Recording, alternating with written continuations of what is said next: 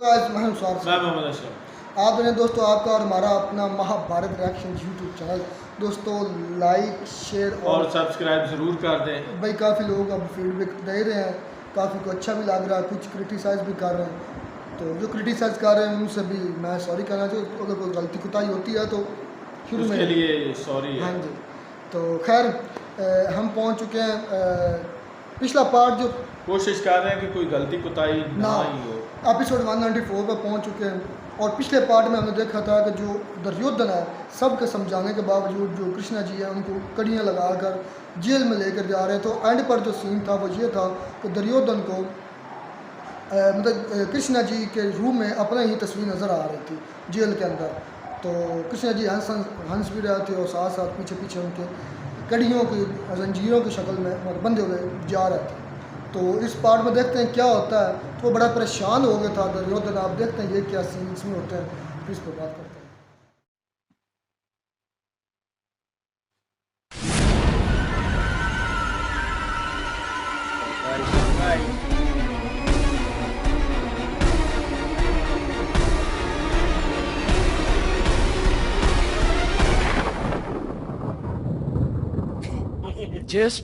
जेस्ट आपने मुझे ही बेड़ियां डाल दी। तेरी क्या?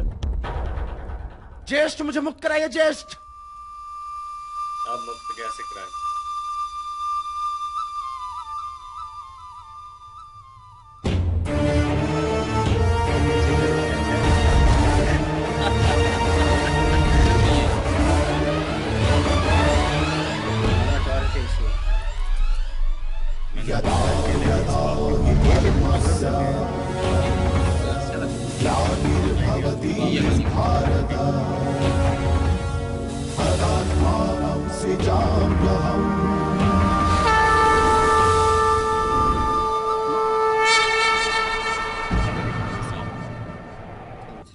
जेस्ट मुझे मुक्त कराइए जेस्ट मुझे मुक्त कीजिए जेस्ट।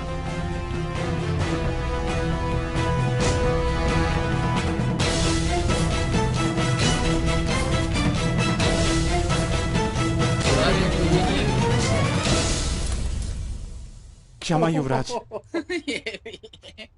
क्षमा।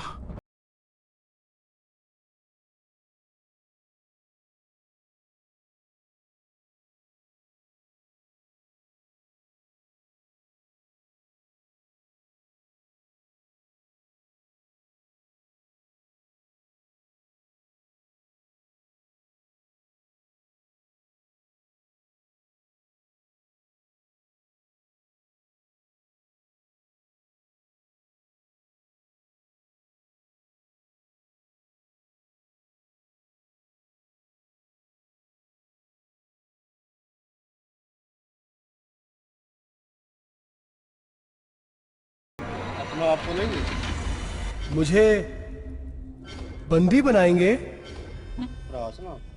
भ्राता दुर्योधन।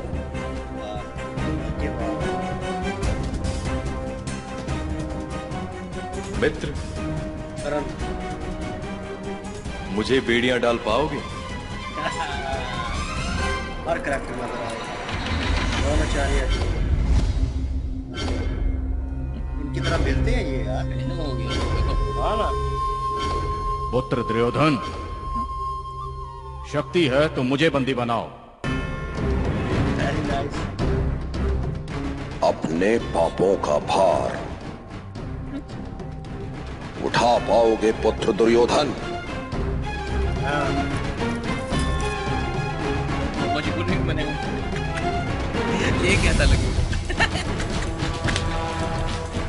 मेरे बच्चे।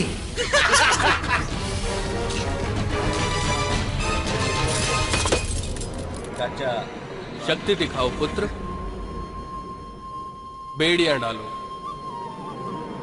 क्या बात है। बंदी बनाने का कार्य तुम्हें स्वयं करना होगा पुत्र। ये तो मैच ही है।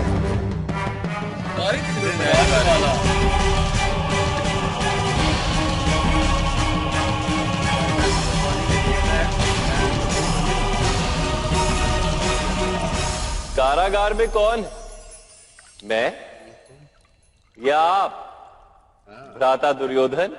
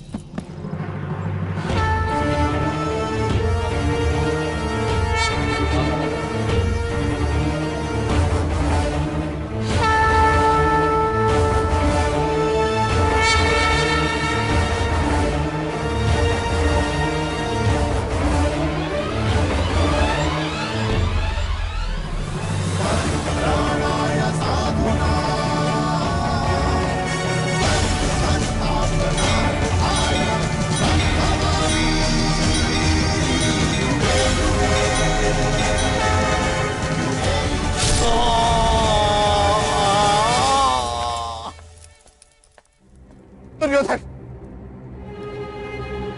गुस्सा में लगी है। क्या हुआ? क्यों चीख रहे हो? क्या हुआ? कोई मुझे बताएगा क्या हुआ? मैं आपको दृष्टि देता हूं महाराज धृतराष्ट्र, हाँ। स्वयं देखिए।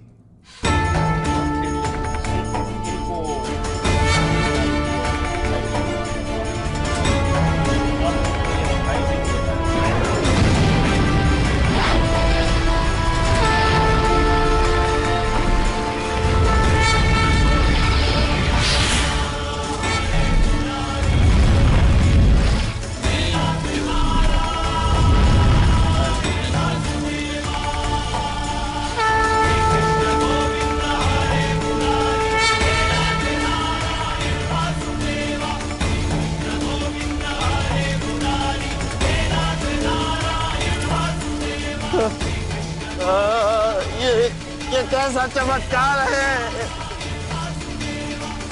ये गलती प्रतीति हो रही है मुझे। ये दृष्टि पुनः ले लीजिए, मुझे नहीं चाहिए। क्षमा कर दीजिए वासुदेव, क्षमा कर दीजिए।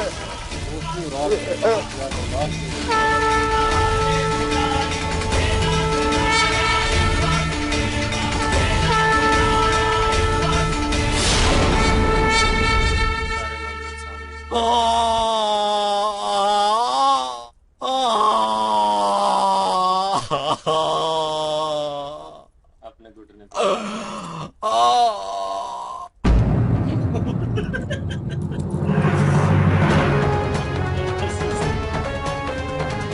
पता।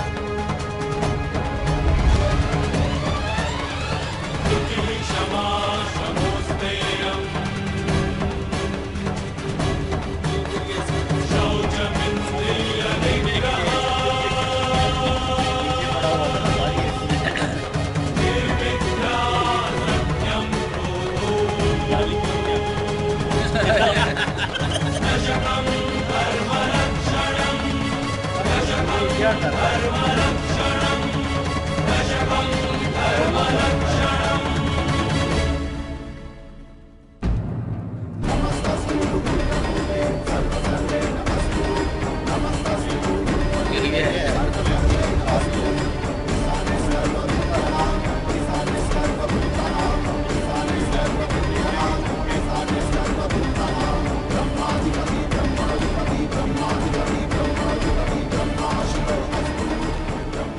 मेरे बच्चे क्या हुआ?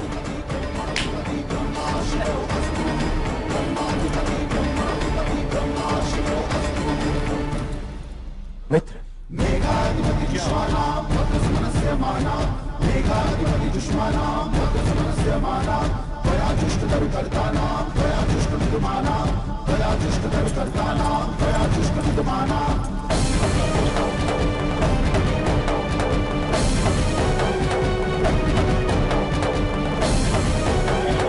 मुद्रा है साहब में। सारे सही भी है।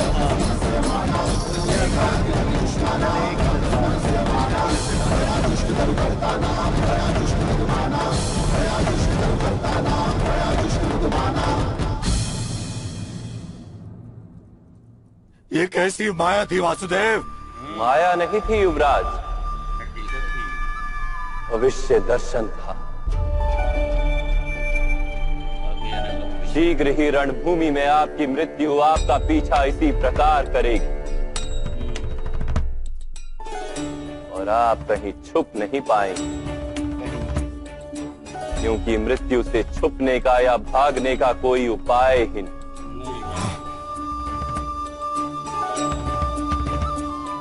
ये इसको भी पता चल गया ना। जिस दिन रणभूमि में धर्म की ज्वाला उठेगी, समग्र कुरुवंश आपकी दृष्टि के सामने भस्म हो जाए।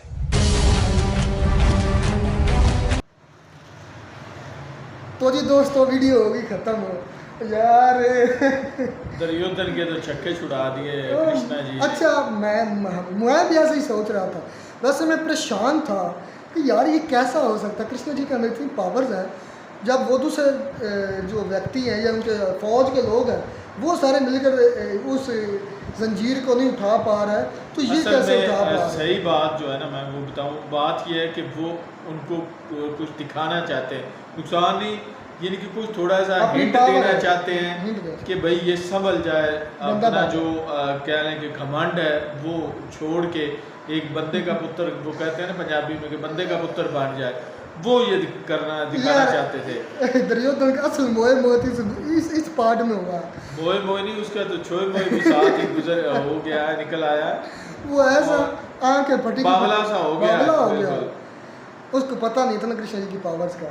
अब देखे वो खड़े हुए उधर ही हैं, सिर्फ एक हाँ पिछले पार्ट में मुझे यही लगा कि दिखाया गया यही। मैं इस बात से यकीन कर मैं बोला तो नहीं था, लेकिन मेरे दिल में ये था यार ये कैसे हो सकता है कि कृष्णा जी को दुर्योधन जंजीरें डाल ले, क्योंकि मुझे पता है जब वो बच्चे थे माँ के पेट में थे तो जो मामा कंस था उसने जब उनको मतलब मारने की कोशिश की, तो उससे पहले जब उसका पिता शरीफ लेकर निकले हैं तो खुद ही उनकी माता शरीफ की भी जंजीरें टूट गई, उनके दरवाजे खुद ही खुल गए, सारे जितने जो फौजी एहलकार थे वो भी सारे बेहोश हो गए।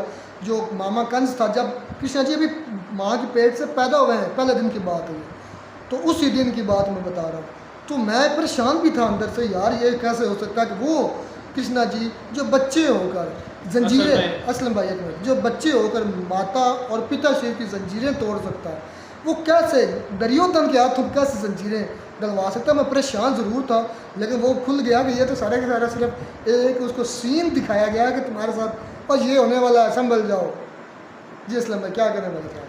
मैं तो यही कहूँगा कि भाई असल में वो जो है ना कृष्णा जी, वो अमन का संदेश लेकर आया है, इसी वजह से वो अभी कुछ कह नहीं रहा, कोई नुकसान नहीं कर पहुँचा रहे, सिर्फ बताना चाह रहे हैं कि संभल संभल जाओ, हट जाओ इस हट धर्मी से, या युद्ध जो होने वाला है उससे पीछे हट जाओ, अपनी हट धर्मी जो है वो ख़त्म कर दो। तो यही उनका संदेश था और अमन का पैगाम लेकर आए थे, तो इस वजह से उन्होंने थोड़ा सा कह लें कि इशारा ही दिया है उसको।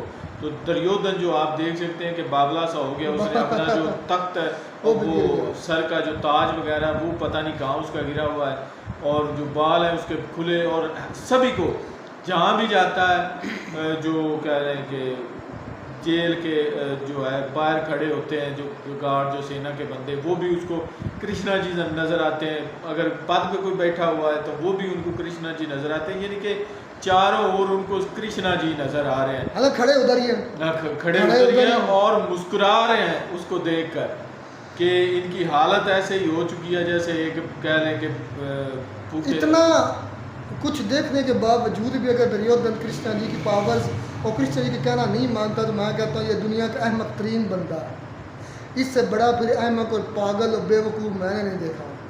नहीं, इशारा तो कृष्णा जी ने इस वजह से दिया है कि संभल जाओ, लेकिन अब जो उसकी हालत, हालांकि अगर वो इतना होता ना तो उसकी हालत आप देख सकते हैं कि उसने तो एक छोटा सा इशारा ही नहीं संभाल पाया उसको। अभी तो ये ट्रेलर है, मूवी पिक्चर पूरी पिक्चर अभी बाकी है भाई, और पूरी पिक्चर में उसके साथ क्या होने वाला है, बात है ये तो आने वाले एपिसोड ही देखने को जब देखेंगे तो तब पता चलेगा।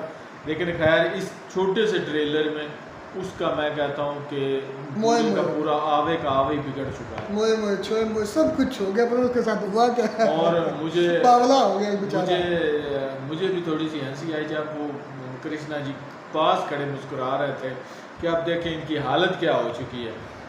देखें भाई ये पावर्स मैं पहले भी बता चुका हूँ, जब वो माँ के पेट से निकले थे पहली मरतबा पहला दिन था, तो उस वक्त भी जंजीरें को टूट गई थी माता पिता शरीफ की, तो मैं परेशान ज़रूर था, बोला नहीं था पिछले एपिसोड में कि यार ये कैसे हो सकता है। अच्छा, और बाकी फिर मैं खामोश रहा कि यार अगले एपिसोड में बाकी जितने भी खड़े हैं, मामा शुद्धनी हो गया, बाकी जितने भी खड़े हैं, करण खड़ा है, तो ये सारे उसको बड़ी हैरानी से देख रहे हैं कि इसको हो क्या गया एकदम पागल हो गया।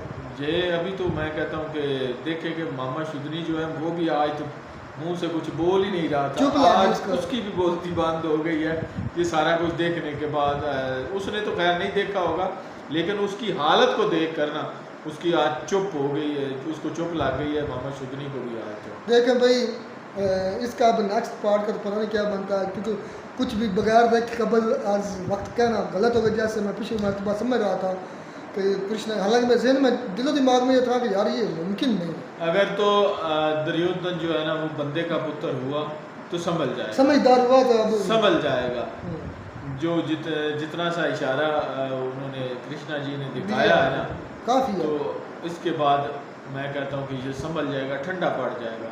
अगर उसमें फिर हार कृष्णा जी रहा ने- तो फिर जाहिर सी बात है ये आगे जाएगा और मार भी खाएगा, बहुत ज़्यादा नुकसान कृष्णा भी जी ने उठाएगा। कहा भी है कि मृत्यु से कोई नहीं बच सकता, कितना मर्जी भाग, चाहे जहाँ मर्जी छुप जाए, तो तुम्हारी मृत्यु निश्चित है, लाजमी। अब कुछ और इसका कोई उपाय भी नहीं, उन्होंने कहा कि कोई हाल सोल्यूशन भी नहीं है कि आप मृत्यु से बच सके। यार इसका मुझे कोई हंसी उपाय आ नहीं रही है दुर्योधन की हालत पर।